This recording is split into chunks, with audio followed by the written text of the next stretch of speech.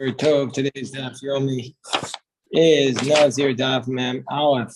So the Gemara has been discussing up until this point how the Chachamim know that a Mitzorah, and we had said yesterday that there are three people who have to get a haircut: a Nazir, a Mitzorah, and the Levium. And the Nazir has to cut their hair specifically with a razor, and the Levium have to cut their hair specifically with a razor. And the Gemara says, how do we know that a Mitzorah also has to cut their hair with a razor? So the Rabbanan on yesterday's daf proved how we know that the Chachamim say you need to specifically cut your hair with a razor. But the Gemara says, now, how do we prove this according to Rabbi Eliezer as well? Because according to Rabbi Eliezer, he says that even if the Mitzorah cuts his hair with a malakat and a rehitani, you need the extra word in the verse zikano to teach us that it pushes off the prohibition of removing your hair, ashchases hazaken, the removal of the beard, which is also, according to him, applicable with the malakat and the rehitani, and not just with a razor. And so therefore, the Gemara says, so since he uses the word zikano, according to Rabbi Eliezer to teach us that, but Rabbi Eliezer, according to Rabbi Eliezer, when he says that removal of the beard is not just with a tar, but it's also with these other instruments, these other sharp instruments, these PLANES, these planes, my taima, what's the source for his reason that when the Mitzorah cuts his hair as part of his purification, it needs to be specifically with a razor. So that's the Gemara's question. So the Gemara says, Rabbi Eliezer, my taima. The Gemara explains, Yolaf mi rosho. Rabbi Eliezer learns it out from the word that says mi rosho. It says on the seventh day, on the seventh day, Yigalach as kol saro. He should cut off all of his hair. As rosho v'esikano, his head, all the hair and his head and his beard and gabote nav. So the Gemara says, but this word rosho is extra. Rosho matam alomar. Why does it need to say the word rosho? It's extra. It already says as kol saro. So what's the reason why it says the word rosho? Matam alomar. Fishenemar gabe nazir, because it says by a Nazirite, tar will yavor al rosho. A razor he cannot bring over his head. Yachol, that he's not allowed to bring any razor on his head. So let's say we have a situation where he's a Nazir and he's a Mitzorah. Yachol af Nazir Mitzorah. I might think that also if he's a Nazir or a Mitzorah, the Mitzorah has to cut his hair. But I might think that if he's a Nazir also, that he's not allowed to cut his hair. Tamaloma Rosho. He says Rosho teaches that the Nazir or the Mitzorah also cuts his hair. So therefore, that's what we use the word rosho to teach us this. So therefore, that's how we learn this out. That to teach us that even if he's a Nazir, since he got saras, he cuts his hair. And what's the reason why he cuts his hair with a razor, even though it's a prohibition for a Nazir to cut his hair with a razor? Because there's a positive commandment of a Mitzorah to cut his hair. And that pushes off the negative commandment. The positive overrides the negative. And so therefore, the positive commandment of a Mitzorah to cut his hair, as kol saro, as rosho, overrides the prohibition of the Nazir of tar lo yaveh or al rosho, that he's not allowed to bring a razor on his head. And also it overrides the positive commandment of gadel paras al rosho. It's actually overriding a positive and a negative. And so therefore, we need the pasuk, we need the verse to tell us that the Nazir Mitzorah cuts his hair and specifically with a razor, because if the Mitzorah was cutting his hair was not specifically with a razor, then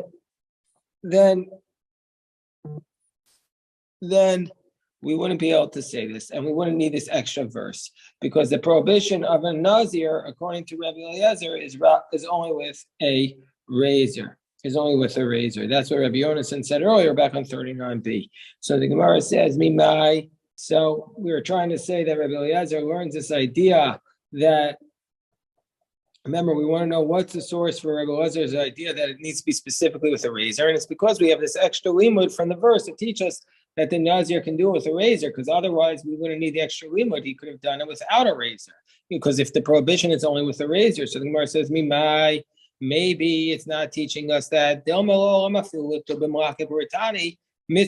Maybe really, even if he cut it with any one of these planes, he would have been sufficiently cutting off his hair. The mitzvah would be cutting off his hair, even if he just used one of these sharp implements. And maybe what's the reason why tar is being taught here? Why a razor is being told that a Nazir could do with a razor? Just to tell us that he could even use a razor. Because he might have thought to say, oh, he might have thought to say by a Nazirite, if he uses a razor is liable, that by a mitzvah is also going to be liable. So maybe it's just being taught, maybe we're just being taught that he's not liable for using a razor. The Gemara says, no.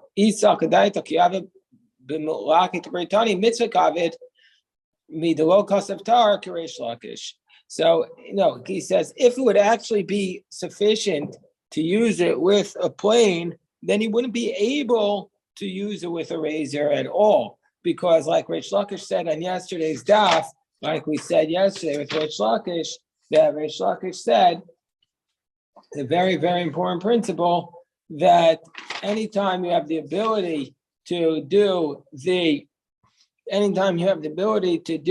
the mitzvah without violating another mitzvah, then you're not allowed to violate the other mitzvah. That's the principle that Reish Lakish taught. And so therefore, we wouldn't be able to say that here too. Hold on, I just want to get the exact quote of Reish Lakish. So he says over here, Reish Lakish is to the top of 49. Oh yeah, I was looking at the other page that Reish Lakish says, "Kol makom shatamotze asay v'los asay imatay yachol kayim shneim mutav v'imlav yavo asay v'yitchayas los asay." That the default always has to be to try and fulfill both. But if you're not able to fulfill both, then let the positive commandment override the negative commandment. So if you would be able to do it with the planes and not with the razor, then you wouldn't be able to cut the Nazir's hair with the razor. So therefore the Gemara, so that's what the Gemara says. The Gemara challenges this. The Gemara says, the Gemara says, according to Rabbanan, who learn out that the haircut of Mitzorah specifically has to be done with a razor. They don't learn out from Rosho. They learn out from the word Zikano. So, hi Rosho, my Darshabe. So what did the Rabbanan do with this word Rosho? Gemara says, it's to tell us that they need this to teach us that the Mitzorah cutting his hair overrides the prohibition of that you're not allowed to cut off the corners of your head. So you might have thought a Mitzorah is not allowed to cut his hair. I might have thought that since there's a prohibition against cutting off the corners of your head, the Mitzorah can't cut their hair. So they had to teach us that the word Rosho is to tell us that the Mitzorah can cut off the corners of his head. So the Gemara says, well, why did the Rabbanan needed to be? Why do we need to learn that from Rosho? Why do the Rabbanan need to learn out this principle from Rosho? Typically, they could learn it out mizikano. Why don't they learn out the fact that the Mitzorah could cut his hair from the fact that the verse says zikano, that on the seventh day he shall cut off all the hair of his head and his beard? Why don't we learn out? Ufisha nemar detanya. They don't learn in the brisa zikano ma talmud lomar. Why does it need to say in the verse zikano? Because the verse states it says the corners of their beard he cannot cut off. I'm a thing also Mitzorah is not allowed to cut off the corners of the beard. Zikano. So there's a brisa that says explicitly that we learn that the Mitzorah can cut off the corners of their beard as part of their process of cutting off the corners of their head. So why do we need a verse to tell us this? Why did the Rabbanan say we want to learn this out from the Mitzorah from the word Rosho? Why don't we just learn out from the word Zikano? So the Gemara explains, why would the rabbi say that we learn this law that the Mitzorah could cut off the corners of their beard as part of their purification process from two words, from Rosho and Zikano? What's the reason why we need both words? So the Gemara says, Tzricha. We need it from both cases. Why? The ikas of Rachmana Zikano, Bokas of Rosho. Because if the Torah just wrote Zikano and not Rosho, then I would have said Havamina Ko Hakafas Ko Arosh Loshma Hakafa. I might have thought to say that this is not a case of Hakafas Ko Arosh. Since this is a case of Hakafas Ko Arosh, since you're cutting off the whole head, therefore it's not considered like you're cutting off the corners, because the corners was only if you cut off the corners, we'll leave the rest of the hair. But when you remove all the hair, that's not considered cutting off the corners. And so therefore, I might have thought everybody could cut off everything. Everybody could cut off all their hair from their body.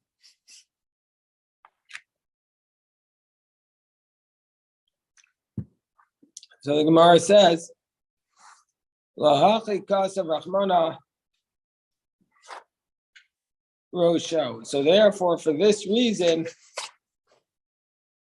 the Torah writes the word Rosho to tell us that this basic idea that there's that the Nazir is allowed to cut off all the hair from their head, because with the razor as part of the purification process. Because if you just had it from the word Zikano, I might have said that this is not an actual prohibition because you're cutting off all the hair from your head, not just the corners. So therefore, the Torah tells Rosho that it's not a prohibition for the Nazir specifically, but for everybody else, it is a prohibition. So now we'll read it again. Because of Rachmana Zekano, because of Rosho. If it just says Zekano, not Rosho, I might have said Havamina Akafas Ko Rosh Shma Akafa. That by cutting off all the hair from your head, that's not considered cutting it off. Therefore, the Torah writes the word Rosho to tell us that the Nazir is, therefore the Torah writes the word Rosho to tell us that in general it is a prohibition, but the Nazir is allowed to do it. Because of Rosho, because of Zikano, on top of 41b. And if the Torah would write Rosho, but it would not write Zikano, then Avamina Mash Matarti. Then I would have said, well, therefore, I might have said that from the word Rosho, even though it implies two things, what are the two things it implies? It implies the Asiyaseh V'docha Rosaseh. It implies that a positive commandment of cutting off the hair of the Mitzorah overrides a negative commandment of not cutting off the corners. Umashma, Da'akafas Ko Aroshma Akafa. And it also implies that cutting off all the hair from the head is considered the prohibition. V'akati B'tar Minaw, and I wouldn't have known that you also have to use a razor to do it. Rahmana, therefore the Torah writes Zikano to teach us that the cutting of the hair Mitzorah pushes off the prohibition of a Nazir. And from here we learn that it needs to be specifically with a razor, because if the Tiglachas of Mitzorah was not specifically with a razor, then the Kohen who was a Mitzorah would be able to cut his hair, and we wouldn't have needed a special extra law. And so that's what the Torah is saying, because it's only with a razor. So the Gemara says for Rabbi Eliezer, and according to Rabbi Eliezer, who doesn't learn the word Rosho like the Rabbanan, but he learns the word Rosho to teach us that the Nazir that the Mitzorah needs to specifically cut off his hair with a razor. So he learns this idea. So how does, and the Rabbanan are saying the word Rosho is teaching us this concept of a positive commandment overrides a negative commandment. But Rabbi Eliezer doesn't use the word Rosho for that. He uses the word Rosho to teach us that the Mitzorah has to cut off his hair with a razor specifically. So where does Rabbi Eliezer learn out this law?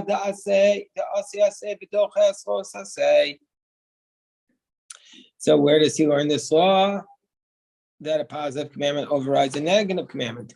So the Gemara says, Rabbi Eliezer learns this out from the words Gidilim. From the verse it says the fringes. The Tanya, it says in Deuteronomy chapter 22, verse 12, Gidilim ta'asevach, arba kanfos kisutcha asher techaseba. The fringes you shall make for yourself on the four corners of your garment that you cover it. And then in the previous verse, it had stated, don't wear shatnes, don't wear woolen linen don't wear shanis, which are wool and linen together. So what's the reason why these two verses are next to each other? So what's the reason why the mitzvah of tzitzis is next to the prohibition of shatnes? So it's to tell us Hagedilim ta'asa command, that if it's a positive commandment, the wool is tcheles, and then you're allowed to even attach it to a linen garment. And so therefore that's the source for Rabbi Eliezer of this concept of oseh aseh, the oseh aseh v'dochas lo aseh. The positive commandment of the mitzvah tzitzis overrides the negative commandment of the shatnes. And so therefore we don't need the word rosho to tell us that the metzora who is to tell us that the metzora who is not a Nazir can override the prohibition of cutting off the corners of your head, because he learns it out from this. But really, this seems to go against Rish Lakish, because you don't need to put the tzitzis. Well, let's say you have a linen garment which has four corners, then you need to put the tzitzis on, which is wool, and so therefore you have this concept of the positive commandment overrides the negative commandment. We could still keep learning for a few more minutes. I'm going to stop the recording because this is the next stop.